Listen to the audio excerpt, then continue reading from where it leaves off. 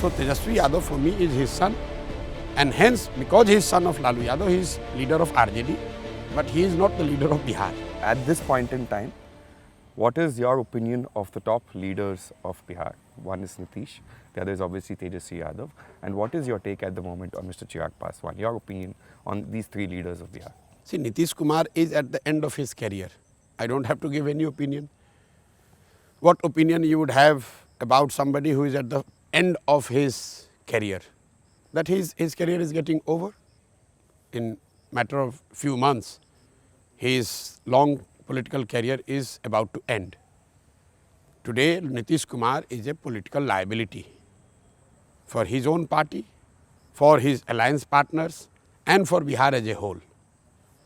As far as Tejasvi Yadav is concerned, Tejasvi Yadav for me is son of Lalu Yadav, who has been one of the big leaders of Bihar in last 2-3 decades. Politics in Bihar has revolved around Laluji. So Tejasvi Yadav for me is his son, and hence because he is son of Lalu Yadav, he is leader of RJD, but he is not the leader of Bihar. Got it. What is your priority in terms of policy for Bihar in terms of education, health and jobs? बिल्कुल priority clear है। बिहार को गरीबी से निकालने का एकमात्र रास्ता यहाँ के लोगों के लिए पढ़ाई, रोजगार और ज़मीन सुधार, भूमि सुधार, क्योंकि यही 3 रास्ते हैं जिससे लोग गरीबी से निकल सकते हैं। आप पढ़ लिख कर रोजगार पा लेंगे, नौकरी पा लेंगे तो आप गरीबी से निकल सकते हैं। अगर आपके पास अच्छी ज़मीन हो, खेती करके भी आप गरीबी से निकल सकते हैं, या फिर अगर आपके पास पैसा पूंजी हो तो आप कोई रोजी रोजगार करके गरीबी से निकल सकते हैं। तो हमारी जन स्वराज की पॉलिसी प्रायोरिटी बिल्कुल क्लियर है।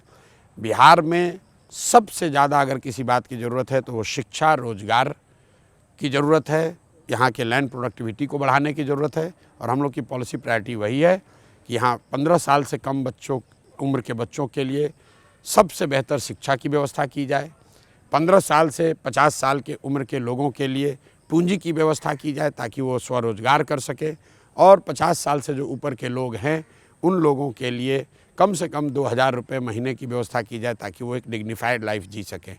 तो ये जो बीच का वर्ग है 15 से 55, उसमें खेती शामिल है, व्यापार शामिल है, नौकरी शामिल है, और वो कर तब पाएंगे जब उनके पास पूंजी की उपलब्धता हो। तो हम लोग बच्चों को पढ़ाना चाहते हैं, जो लोग काम कर सकते हैं उनको पूंजी उपलब्ध कराना चाहते हैं, और जो लोग बूढ़े हो गए हैं, जो अब पढ़ नहीं सकते हैं, रोज़गार नहीं कर सकते हैं, उनको एक डिग्निफाइड लाइफ देने का प्रॉमिस कर रहे हैं।